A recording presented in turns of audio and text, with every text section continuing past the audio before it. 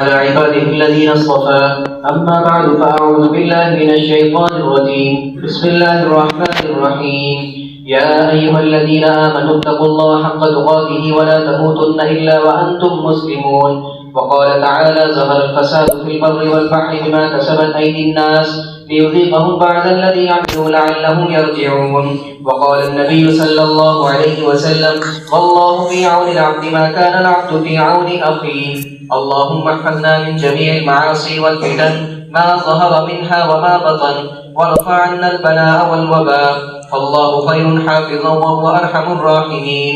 أقول قولي هذا وأستغفر الله لي ولكم أجمعين.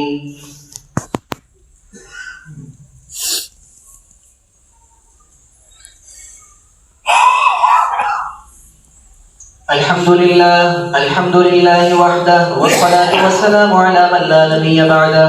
أما بعد، فقال الله تعالى: إن الله وملائكته يصلون على النبي يا أيها الذين آمنوا صلوا عليه وسلموا تسليما. اللهم صل على سيدنا محمد وعلى آله وأصحابه وبارك وسلم، وصل على المؤمنين والمؤمنات، لا سيما على الخلفاء الراشدين وعلى جميع الصحابة والتابعين رضوان الله تعالى عليهم أجمعين. اللهم انصر الإسلام والمسلمين وانصرنا على القوم الكافرين.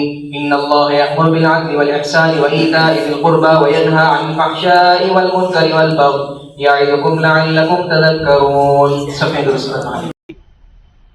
मज़ा आया।